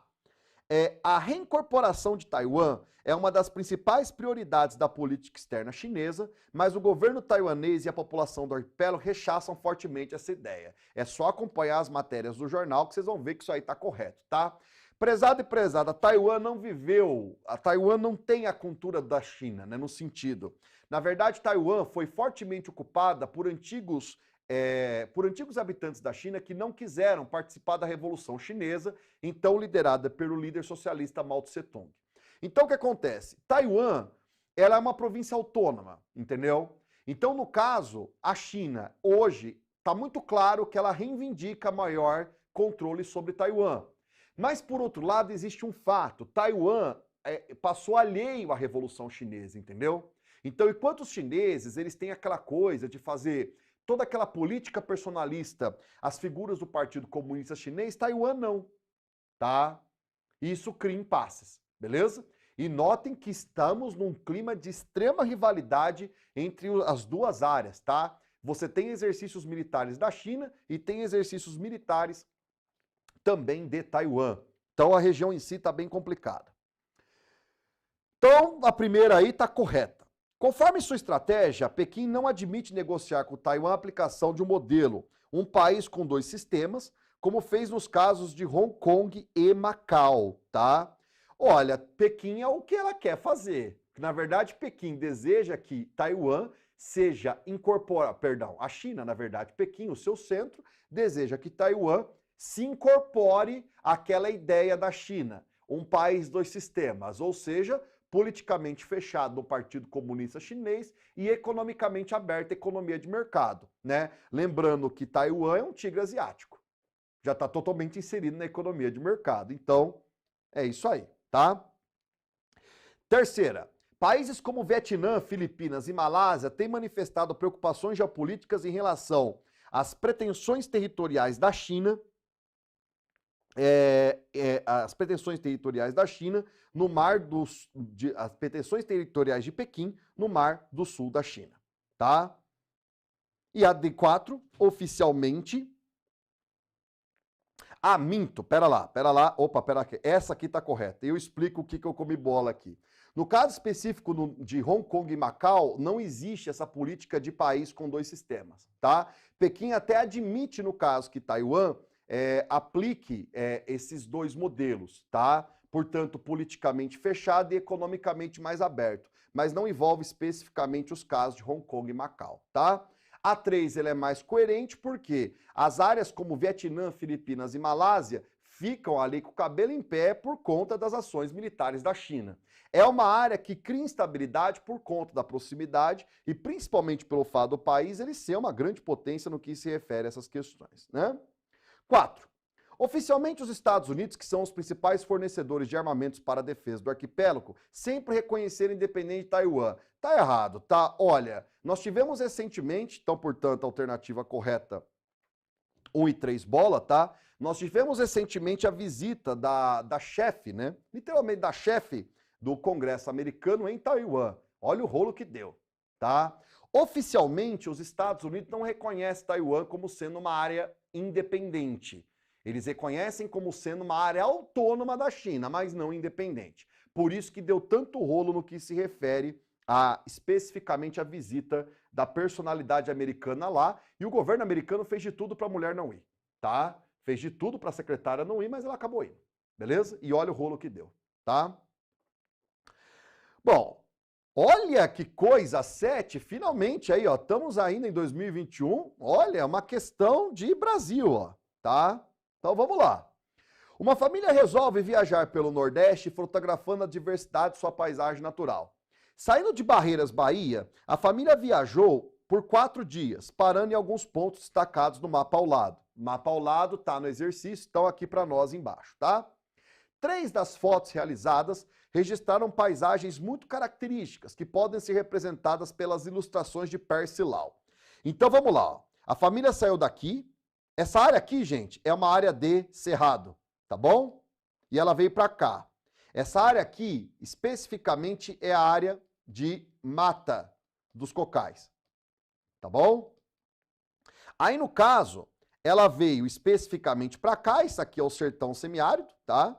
Então, no caso, aqui seria especificamente uma área de caatinga e aqui seria especificamente uma área de floresta tropical, né? No caso, como a gente conhece, Mata Atlântica.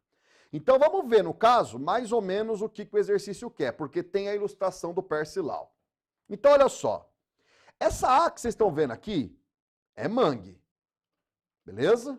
Mangue é uma vegetação litorânea, beleza? A B é caatinga. E a C, tá vendo? É mata dos cocais, ó, tá? É como o Percy Lau fez as suas ilustrações. Então nós temos A, B e C. Considerando as características naturais do Nordeste brasileiro, pode-se afirmar que a foto, representada pelas imagens A, B e C, foram tiradas em quais locais? Lasqueira, então vamos lá. Tiradas em quais locais? Então vamos nessa. Gente, área de mangue só pode ter sido tirada no litoral, porque não existe mangue no interior, perfeito? Então 4A, beleza? Caatinga só pode ter... A mata dos cocais só pode ter sido tirada na parte 3, na parte 2. Por quê? Porque a parte 2 se refere especificamente a mata dos cocais. C. E a caatinga vai ficar ali no meio termo. Então, portanto, a caatinga especificamente vai estar pegando ali a região do semiárido, tá? Então, fazendo as associações, nós temos a alternativa A, tá? 4 a 5, 3 a 5 e 2 a 3, tá bom? Então seria aí essa a alternativa correta, beleza? Então notem, usa aqui as gravuras do Percy Lau, tal, é bem bacana, né? Então é bem interessante como se desenvolve aí as provas do ESA, tá? Mas de qualquer modo, as fotos A, B e C foram tiradas dessas áreas, né? A foto A, como é área de mangue, ela foi tirada do litoral, não tem muito o que fazer, como eu indiquei aqui, beleza? A foto B, a caatinga, ela vai ser, a foto de caatinga, ela foi tirada das áreas 3 e 4, das 3 aqui, né? 3 e 5, né? E especificamente a foto C, ela foi tirada das áreas 2 e 3, tá bom? Deixa eu ver aqui, alguma dúvida, alguma questão? Deixa eu dar uma olhadinha, como é que tá? Vamos pegar aqui. Nervosa para a prova? Ô, Tainá, não fica, Tainá. Fica tranquila, tá? Matheus, estamos ao vivaço, cara. Tá gabaritando aqui as questões do SPSEX. Por favor, mandem suas dúvidas, mandem suas sugestões, tá? Mas, Tainá, não fica nervosa não, viu? A gente só faz o alerta, na verdade, é para você ir realmente pensando, né, especificamente na natureza da prova, tá? Eu acho importante a gente passar por esse processo, né? Mas de qualquer modo, não fica nervosa não, tá bom? Vai dar tudo certo, fiquem tranquilos e por favor, mandem dúvidas, fiquem à vontade, façam interações à vontade aí, tá? Vamos lá então. Deixa eu pegar aqui, próxima, vamos lá. Ah, essa é linda, olha que lindo isso aqui. O extrato da carta ao lado, a carta está abaixo, tá? Eu trago daqui a pouquinho. Representa a fotografia de um povoado. Sabendo que a caixa d'água na quadrícula 2B, com capacidade de 1.000 metros cúbicos, ameaça romper a defesa civil, emitirá um aviso de alerta para que todos os moradores abandonem suas casas. Com base na topografia do terreno, é possível inferir as áreas de maior risco, das quais os moradores deverão ser retirados. Assinar a alternativa que apresenta as quadrículas mais vulneráveis em caso de acidente. Então vamos pegar o esquema da prova do ESA que estava ao lado. Então vamos lá, gente, olha só. Essa é a nossa caixa d'água que está para ser rompida, tá? Se você olhar na escala, ela está aproximadamente aqui, ela tem uma média de 1.200 metros de relevo. Então ela está numa área mais alta, certo? Vamos pensar assim. Se essa caixa d'água se romper, vamos pensar a lógica de um rio para fazer uma associação similar. Por que a água do rio se move? Ela se move porque ela nasce numa área mais alta e vai para uma área mais baixa, perfeito? A área de nascente e a área de foz, a área de nascente sempre vai ser mais alta. Acabei de citar casos, por exemplo, da questão da Amazônia. Você pega o rio Amazonas, como eu disse, ele nasce lá nos Andes peruanos e ele desemboca aqui no litoral brasileiro. Área mais alta, área mais baixa. Então essa água ela vai ter que correr para algum lugar. Tá? Assim, se você olhar na quadrícula 2B, você vai ver que a média dela já é 900 metros. Tá vendo? E se você olhar na quadrícula 3B, já é 500. Então vamos pensar assim, se ela sai de 1.200 e vai para 500, você tem que procurar encontrar um exercício, uma resposta que faça justamente esse movimento da água. Porque é para onde ela vai. Ela vai sair de uma altitude de 1.200 e vai procurar 500. Então, no caso, a Defesa Civil, é provável que ela tenha emitido alerta nessas quadrículas aqui, B2 e B3. Tá bom? Vamos dar uma olhadinha qual melhor se enquadra nesse cenário. Bom, a A você pode descartar, né? Porque a A ela está dizendo que a água foi para cima. Não dá, né? A B não dá, porque a caixa d'água está aqui. Não tem sentido, tá? A C também não dá, porque a água, ela não iria fazer isso aqui, entendeu? Tá? Olha a D que belezinha, ó. Tá? É essa aqui. Vamos pegar o mapa de novo? Ó? É isso, tá? Foi mais ou menos o que eu demonstrei. A tendência natural dessa água é que ela faça justamente esse movimento, tá? Beleza? Questão bem feita, né? Bem legal, né? Então essa aí seria uma quadrícula ideal. Tá? Agora, gente, eu vou ser bem sincero, apesar de falar de quadrícula, tá, uma coisa que a gente não está acostumado, a A, a B e a E, se você fazer a leitura certinho das médias altimétricas, você vai descartar na hora. Você tem que ficar de olho no mapa, tá bom? Sempre, beleza? Então aí a alternativa D. 9. Define-se transição demográfica como processo pelo qual as sociedades passam de um estágio inicial, agricultura de subsistência, com altas taxas de natalidade e de mortalidade, para um estágio final, urbano, pós-industrial, conforme o gráfico a seguir. Então vamos lá. Ó. Esse gráfico ele está mostrando então o processo de transição demográfica. Se você pegar, eu tenho a primeira barra, taxa de natalidade, a barra de baixo, taxa de mortalidade. Perfeito? O que acontece? Se você pega no início, na fase inicial, agricultura de subsistência, o ser humano nascia tinha muitos filhos, mas em contrapartida morria muita gente. Perfeito?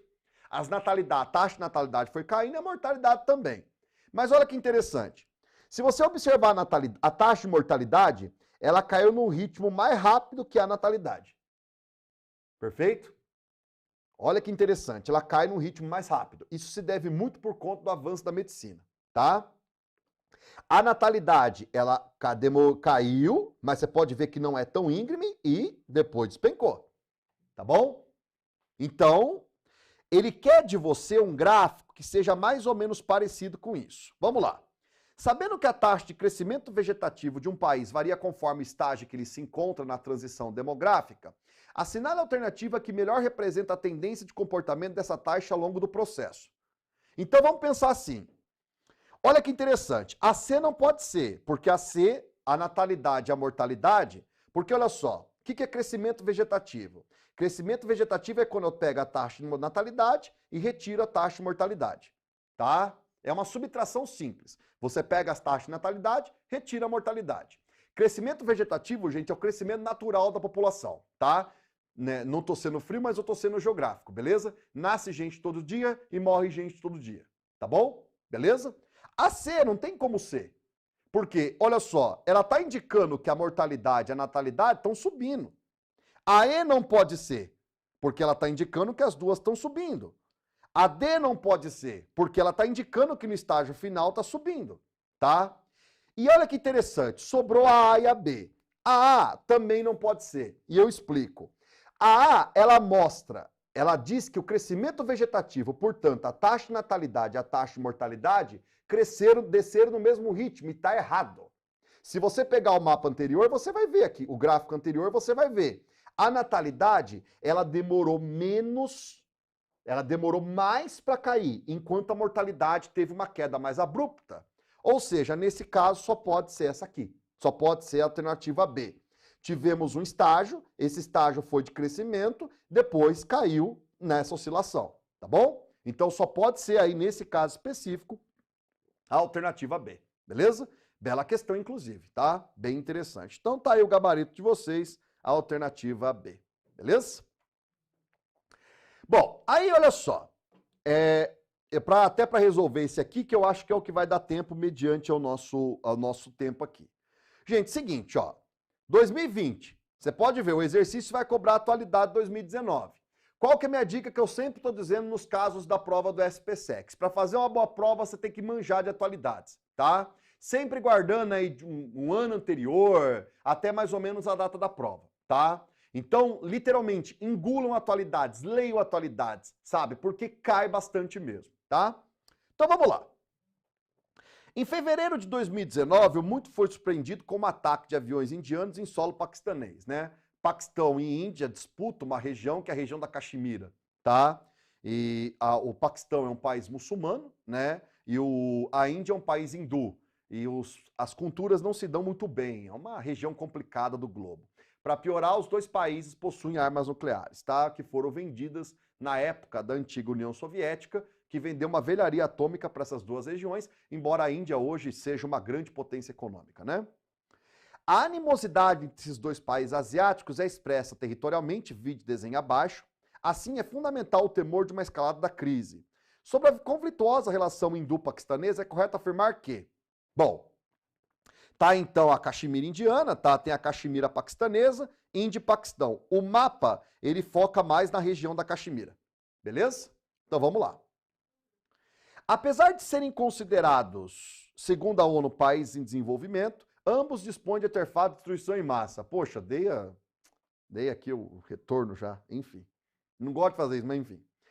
2. Mahatma Gandhi, líder que organizou diversas campanhas coloniais, ciente das incontornáveis divergências entre muçulmanos e hindus, apoiou a transformação da fronteira entre esses dois países que passou de religiosa para política. Não. O Gandhi queria, se você pega no porquê, o que acontece? O Gandhi, a Índia, isso que a gente chama de Índia hoje, na época que ela era uma antiga colônia britânica, ela pegava o território da Índia e do Paquistão, tá? Entretanto, com o processo de independência da Índia, enquanto Mahatma Gandhi, ele vai defender a união de todo mundo na Índia, nós temos lideranças muçulmanas que vão pedir a separação. Resultado, surgiu a Índia de um lado e o Paquistão do outro. E aí deu impasse na região da Caxemira. A Caxemira, grande parte dela pertence à Índia, porém a maior parte da região é muçulmana paquistanesa. Ou seja, o Gandhi não queria uma transformação de fronteira. Para o Gandhi, deveria ser formada uma grande Índia na qual as diferentes culturas convivessem, o que não aconteceu nesse sentido, tá bom? Perdura até hoje o rígido padrão de aliança construído durante a Guerra Fria, colocando em campos opostos o eixo Nova Delhi e Moscou e Islamabad e Pequim. Ó, não tem nada a ver, tá? Beleza?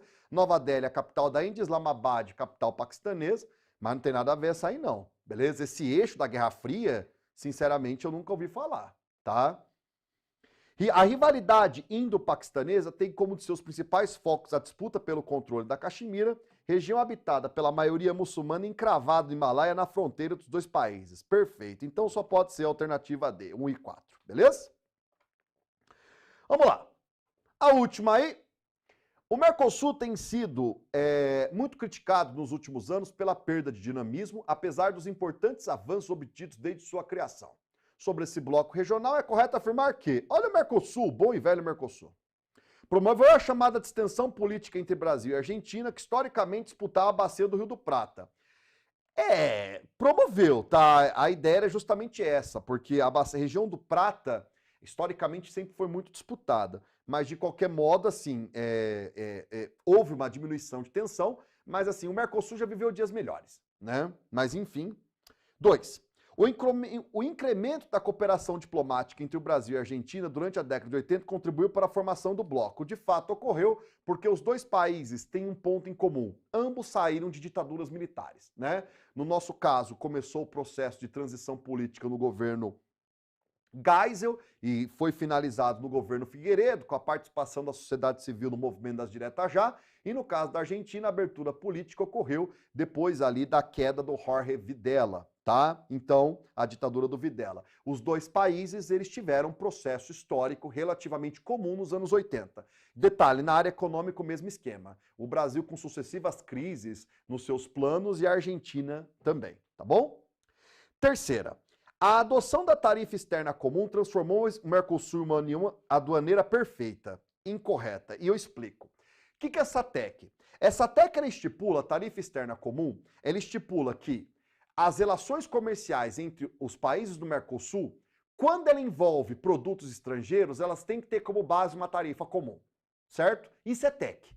Então a relação, o Mercosul vai comprar de outros países, se ele vai comprar ou vai vender, e se for os mesmos produtos envolvendo as várias nações, essas nações elas têm que utilizar uma tarifa econômica comum. É por isso que o Mercosul é uma união aduaneira. Agora, o Mercosul ela não é uma união aduaneira perfeita, o que não significa que não é uma união aduaneira, tá? Com a união aduaneira perfeita, o que aconteceria? Todos os produtos comprados e vendidos, sendo comuns aos países do Mercosul, teriam a mesma tarifa. Entretanto, como Brasil e Argentina vivem nas suas respectivas realidades crises econômicas extremamente agudas, é muito comum, por exemplo, a Argentina aumentar o imposto de um determinado produto, o Brasil diminuir.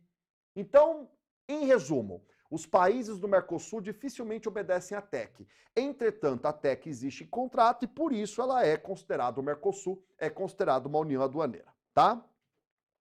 4. O protocolo de Ouro Preto inseriu a cláusula democrática no Tratado de Assunção e ajudou a criar um ambiente de maior estabilidade política regional. Olha, cláusula democrática no Tratado de Assunção, tudo bem, mas esse protocolo de Ouro Preto, não, tá? Entretanto, você espera dos países do Mercosul, digamos assim, no mínimo, né? Você espera dos países do Mercosul que eles tenham eleições regulares, né? Como qualquer bloco, né? 5. O Brasil foi, na verdade, uma resposta ao esgotamento do modelo de desenvolvimento baseado na substituição de importações adotado pelas duas principais economias do mundo. É isso. Ele é produto de uma época. Geralmente, blocos econômicos foram construídos e realizados justamente para tentar consolidar, portanto, alternativa B, para tentar consolidar uma frente diante principalmente do mundo bipolar e posteriormente do advento dessa grande potência capitalista que se chama Estados Unidos. Então os países começaram a se organizar em blocos, né? Alguns com muito sucesso, como é o caso da União Europeia, e alguns com nem tanto sucesso assim, que é o caso do Mercosul, né? Que nem adianta ficar lamentando muito, porque quer queira, quer não, o Mercosul é o bloco comercial que o Brasil pertence. E a gente não consegue, de modo geral, estreitar relações com outros, né? Um exemplo clássico que eu aconselho vocês ficarem atentos é o acordo que não saiu entre Mercosul, e União Europeia, que seria um acordo bilateral. Tá? Então, é um tema que você tem que saber e você tem que guardar, certo? Bom, gente, deu nosso tempo, tá? Alguma questão? Obrigado aí, Matos. Valeu, obrigado pelo carinho, obrigado aí por toda a consideração, tá? E da minha parte é isso, tá? Então, considerações finais aí. Gente, primeiramente, fiquem atentos com os temas no SPSEX. Fiquem atentos às temáticas principalmente do último ano, tá? Levem sempre como recorte o tema da prova, ou seja, marque o ano da prova e pense mais ou menos, tá? O que foi importante do ponto de vista geopolítico nos últimos anos? É isso, tá bom? Procurem bons portais que tratam de assuntos de geopolítica, tá? E deu para perceber, de modo geral, que as questões do SPSEC realmente elas são mais densas, né? Elas têm mais possibilidades analíticas. Mas destrinchando as questões, eu garanto aqui que muitos de vocês vão conseguir o sucesso aí tão almejado na prova, tá? Esse que falou aqui durante mais de 1h30, o professor Gustavo. Eu agradeço a atenção de todos e todas, desejo de coração uma excelente prova. Fiquem bem e nos vemos numa próxima oportunidade, acompanhando sempre nós aqui, nós e os demais colegas aqui nos canais do Alfacom. Valeu? Obrigado, fiquem bem, tudo de bom. Valeu, tchau, tchau.